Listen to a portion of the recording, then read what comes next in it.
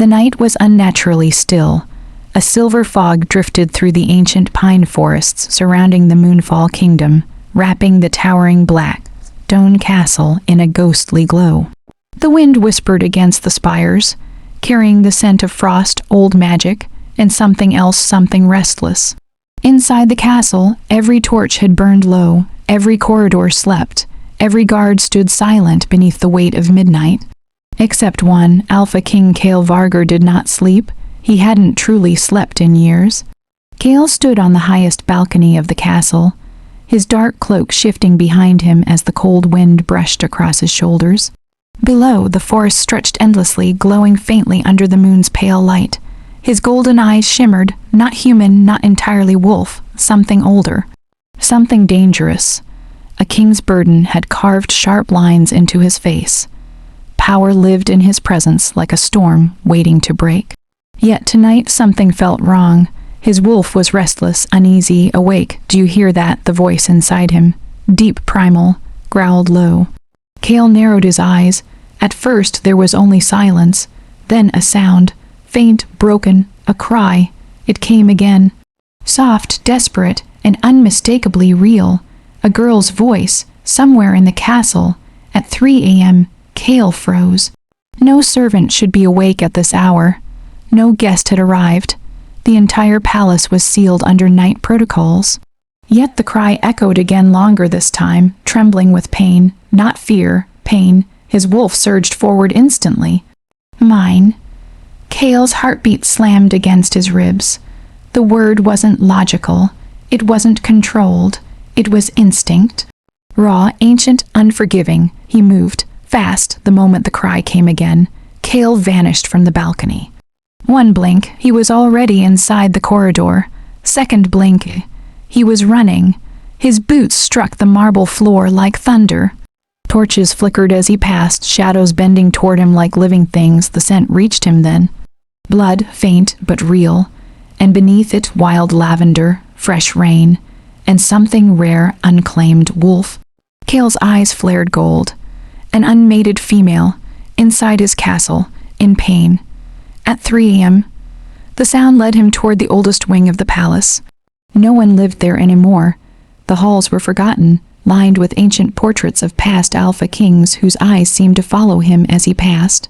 The cry came again, closer now, weak breaking. Cale stopped outside a sealed iron door. His wolf slammed forward inside his chest.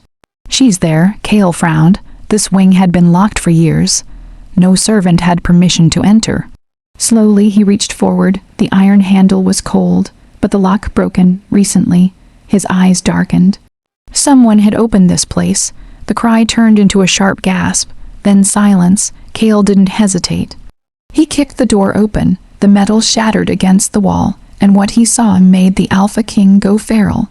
The room was lit only by moonlight pouring through a cracked window. Dust floated in the air. Old ritual markings covered the stone floor, symbols carved centuries ago, glowing faintly with dying magic. At the center of the circle she lay, a girl, no, not a girl, a young woman, curled against the cold floor, trembling violently. Silver chains wrapped around her wrists, blood ran down her arm, her dress simple, torn, soaked at the edges. And glowing across her collarbone, a burn mark, a royal seal. Cale's breath stopped. That symbol, it belonged to the bloodline trials. A ritual forbidden for over 50 years. Her eyes fluttered open, soft gray, storm. Colored, lost when she saw him, panic flashed instantly. She tried to move, but the chains tightened, glowing with magic. Pain shot through her body. She cried out, and something inside Cale snapped. The air exploded.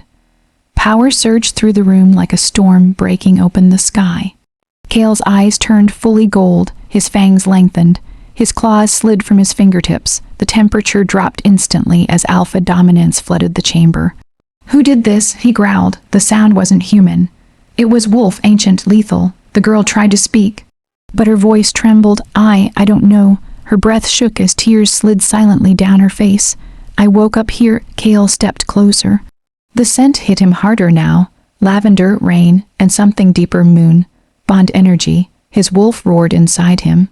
Made the word slam through his mind like thunder. Cale froze. No, impossible. The moon goddess had not given him a mate.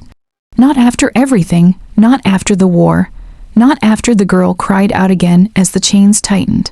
Blood appeared at her wrists. Cale's control shattered. His wolf surged forward, fully, violently, protectively.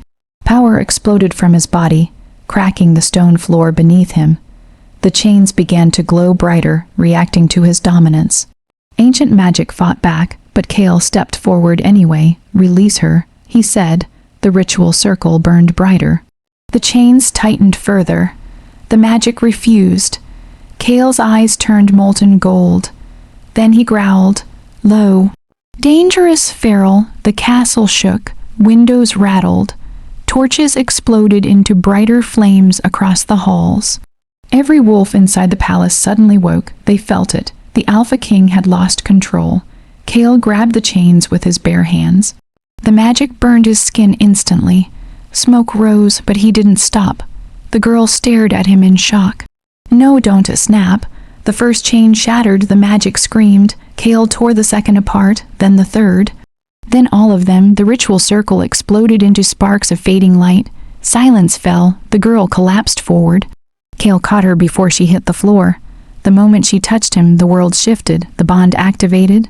Not fully, but enough. Heat surged between them like a pulse. Her scent wrapped around him. His wolf went completely still. Then soft, protective, possessive, mine. Her eyes fluttered open again. She was close now. So close he could see the tiny silver flecks inside her gray eyes. "Who are you?" she whispered. Cale stared at her for a moment. Something unfamiliar moved in his chest. Something he hadn't felt in years. Not power, not rage. Something softer, dangerously softer. "I am Cale," he said quietly. The Alpha King. Her eyes widened instantly. Then darkness claimed her. She fainted in his arms. Cale looked down at her. At the burn mark, at the broken ritual circle, at the blood, someone had brought her here. Someone had activated forbidden magic. Inside his own castle, his wolf rose again. This time not protective, hunting, furious, feral, find them. He whispered into the silent room. The air itself seemed to tremble. "Find who touched my mate." Outside, thunder rolled across the night sky. And far below the castle, someone was already running. Warmth, that was the first thing she felt, not pain. Not the cold stone floor, not the burning chains, just warmth. Deep, steady, protective warmth. Her consciousness returned slowly, like drifting upward through dark water. Soft fabric brushed against her skin. The scent of cedarwood and night rain surrounded her. Somewhere nearby, a fireplace crackled quietly. Safe, the thought came instinctively, but the moment it did, her eyes snapped open. The ceiling above her was carved with ancient lunar symbols, glowing faintly silver in the firelight. This wasn't the ritual room. This was a royal chamber, large, elegant, dangerous. Panic surged instantly. She tried to sit up, pain shot through her wrists. A sharp gasp escaped her lips. "You shouldn't move." The voice was deep. Calm, commanding, and close, very close. Her gaze shifted, and then she saw him, Alpha King Cale Vargar, standing near the tall window, moonlight falling across his broad shoulders. His dark hair moved slightly in the night breeze, golden eyes watching her with unsettling intensity. Not cold, not cruel, but focused, like a predator guarding something valuable. Her memory struck. The chains, the ritual, the explosion of power, his voice, his eyes turning molten gold, her breath caught. "You," she whispered. Cale stepped closer, slowly, carefully, as if approaching something fragile. "You are safe," he said.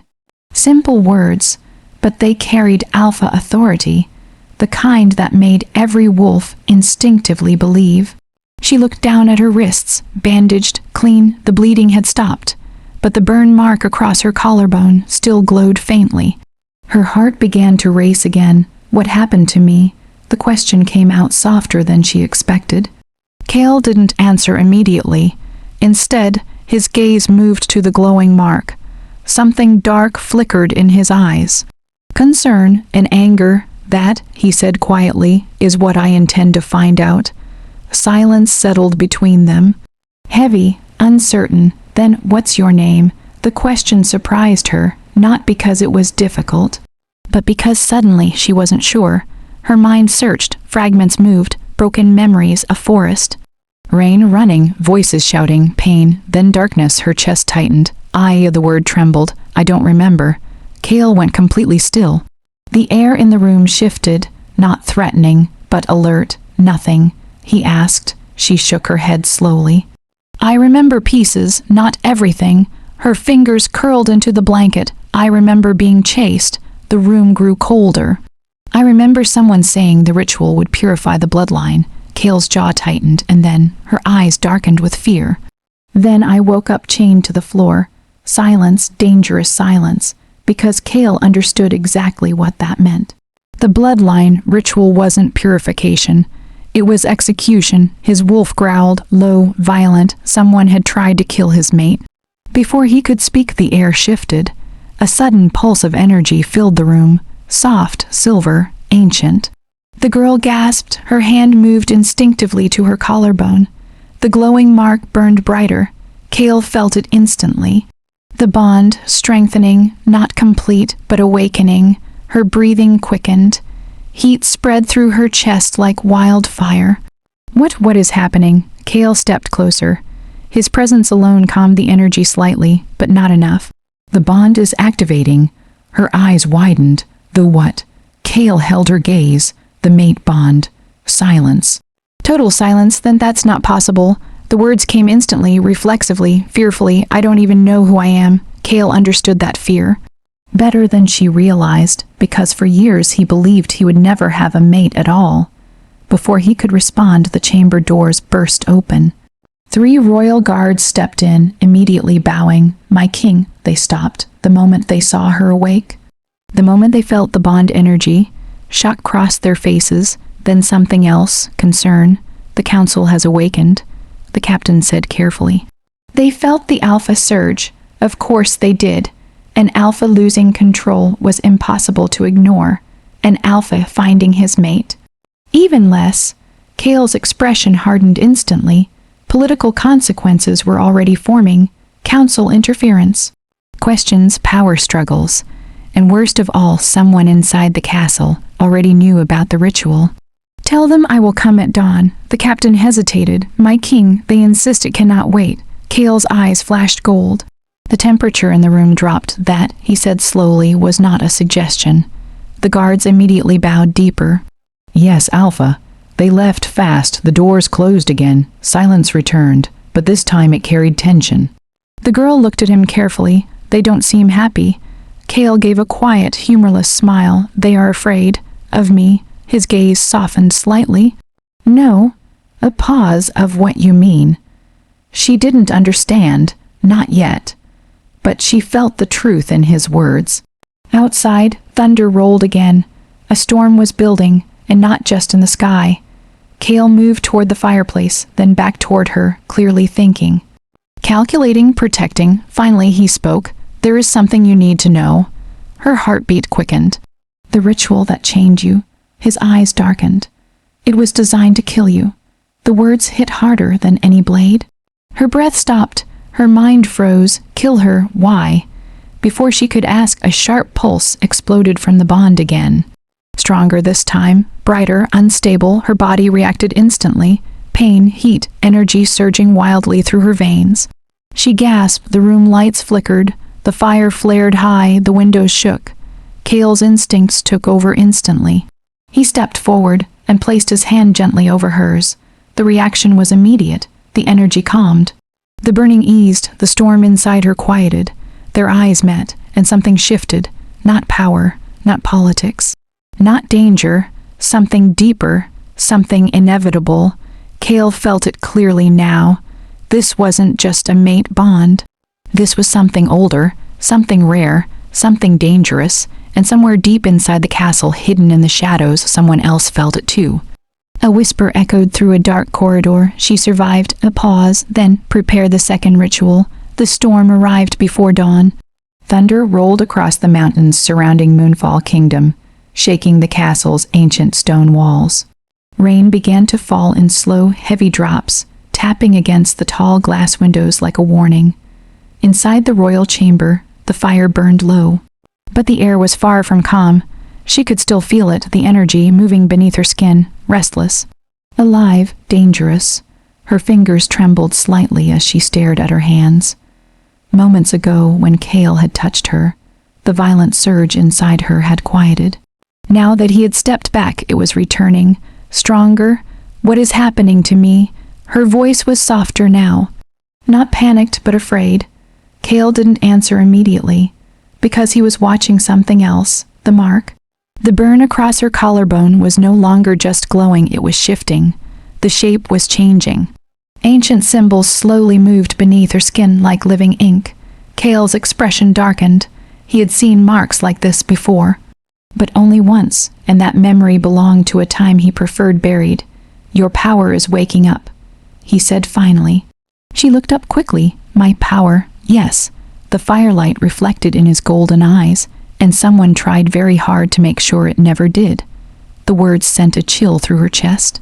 Fragments of memory flickered again, running through trees, a woman shouting, silver light, blood, then darkness. Her breathing grew uneven. I don't understand, I don't even know what I am. Cale's gaze softened slightly. You are a wolf.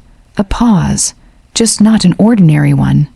Before she could ask what that meant, the chamber doors opened again. This time, without permission, Cale turned instantly. His expression shifted into something cold and royal. 3 figures entered the room, not guards, not servants, the royal council. They wore ceremonial robes stitched with silver thread, symbols of authority shining faintly in the dim light. At their center walked Lord Arcturus, old, sharp-eyed, and dangerous in the way only patient men could be. He bowed slightly, but not deeply. Not enough, my king. Cale didn't bow back. You were told to wait until dawn. Lord Arcturus smiled faintly. Yes, his eyes shifted toward the girl, but circumstances appear unusual. The air tightened instantly. The girl felt it, the way his gaze studied her, measured her, judged her, like she wasn't a person. Like she was a problem. Then Lord Arcturus noticed the mark, the shifting symbols, the glowing light. For just a second his expression broke, shock, fear, then quickly hidden again, but Cale saw it, and that was enough. You will leave, Cale said, simple, final. Alpha authority rolled through the room like thunder. But Lord Arcturus didn't move. Instead, he spoke carefully. My king, with respect, the council felt a forbidden ritual awaken inside the castle tonight. Silence. We also felt something else. His eyes returned to the girl, the mate bond. The temperature dropped. The girl's heartbeat quickened. Mate, the word still didn't feel real, still didn't feel possible. Cale stepped forward slightly, positioning himself between her and the council. Protective, instinctive, territorial. You felt correctly. Lord Arcturus folded his hands behind his back. That is concerning. Cale's eyes flashed gold. Explain. The council members exchanged glances. Careful ones, political ones, dangerous ones. Finally, Lord Arcturus spoke again. The kingdom cannot afford instability. A pause. Our enemies already test the borders. Another pause. And now a mysterious female appears inside the palace carrying ancient magic bonded to the Alpha King. The meaning was clear.